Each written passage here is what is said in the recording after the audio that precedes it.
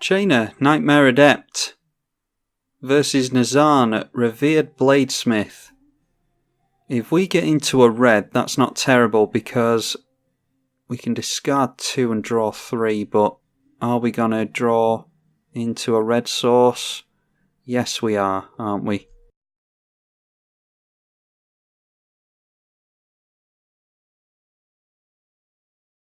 Skull Clamp on turn 1, and yeah, told you.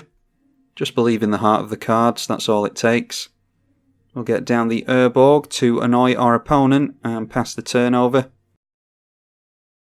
A Skull Clamp and a Stoneforge Mystic. Yeah, this is a pretty good opening hand from our opponent. Let's see if they go for the Batter Skull. They do not, they go for Hammer of Nazahn. Would think they would want to grab that with their commander. I think this puts that straight into play, doesn't it? Yeah, now they're going to have to cast that, but maybe they don't fancy their odds of getting up to 6 mana quickly enough. Let's get down the basic mountain, and we will cast our Cathartic Reunion. Get rid of Inferno Titan and Sheoldred to draw 3.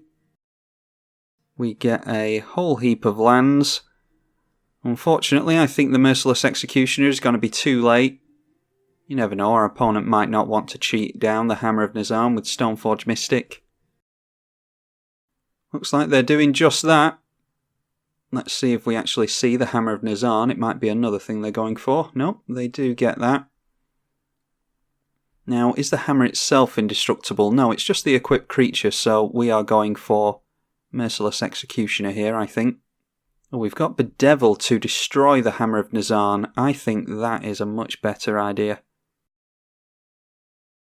Now the question is, does our opponent have another big equipment to cheat out because they're struggling on lands? On second thoughts, I think I'm actually going to get rid of that Stoneforge Mystic. I want them to struggle on getting down big equipments. And we've got time here. We can get rid of the Hammer of Nazahn next turn if we want to.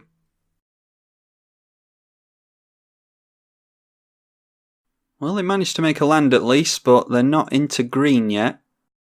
And there is a Leonin Shikari. You can activate equip abilities anytime. You could cast an instant. And they opt not to put the clamp on there, which is curious. Oh no, they are doing.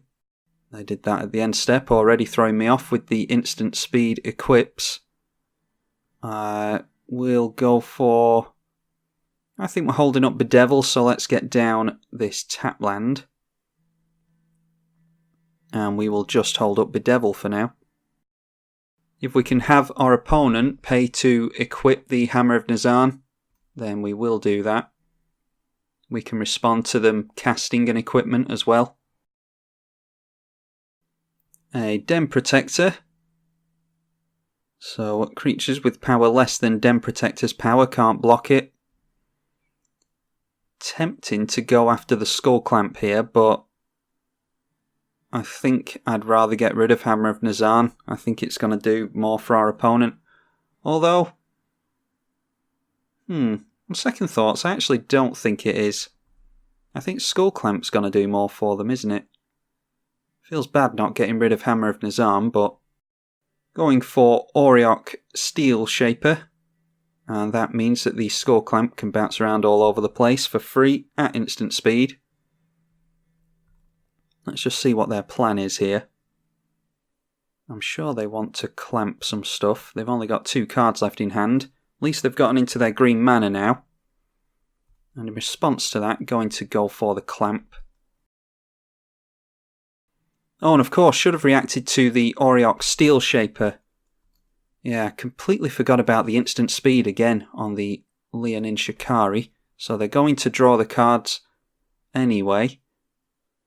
And they can get rid of the Steel Shaper if they want to here. And yeah, that's my mistake. They've drawn a couple of cards there when they shouldn't have done. Deciding not to clamp the Steel Shaper. Alright, we've got Living Death now. yeah, I think Living Death pretty much wins this, doesn't it? We'll go for Living Death. Our opponent will get a Stoneforge Mystic here. But we get into Sheoldred, Inferno Titan, Merciless Executioner. Alright, we want to put Merciless Executioner on the stack first, and then go for Inferno Titan. We'll put a damage there, and 2 damage there. Yeah, that maximises that. Stoneforge Mystic will still get to tutor, but they won't be able to cheat the cost on that at least. They have gone for a Sword of Vengeance. +2 to power, First Strike, Vigilance, Trample and Haste. That's 6 mana to get going. And they really want some removal for our 2 big creatures now. We will sack the Merciless Executioner, of course. And Sheoldred forcing our opponent to sacrifice a creature. They don't have one, so obviously not going to sacrifice there. They're up to 6 cards in hand. I just made a plane, so down to 5 now. See if our opponent's got a board wipe. Nahiri, the Lithomancer, that can put an equipment from graveyard to the battlefield, and they might want to go for Skullclamp with that. They are going to have to sacrifice the core at the beginning of their turn.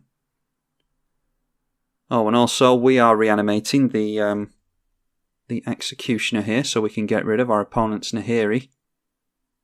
Also, we've got an unblockable Sheoldred here because that has Swamp Walk, and all the lands are swamps thanks to Urborg.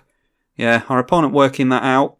We could have swung in with the Inferno Titan anyway and thrown a Lightning Bolt at Nahiri. But they were in a precarious position there because we managed to just play a little bit of a control game and keep them off of their resources. Made a mistake there and gave them a couple of extra cards with Skullclamp, but got to see a pretty cool interaction of instant speed. Skullclamp equips thanks to these 2. So anyone who wants to build an equipment deck, maybe you can keep that in mind. That's an interaction that you could go for. Hope you enjoyed it. I'm tribalkai on the EDH channel. Thank you for watching.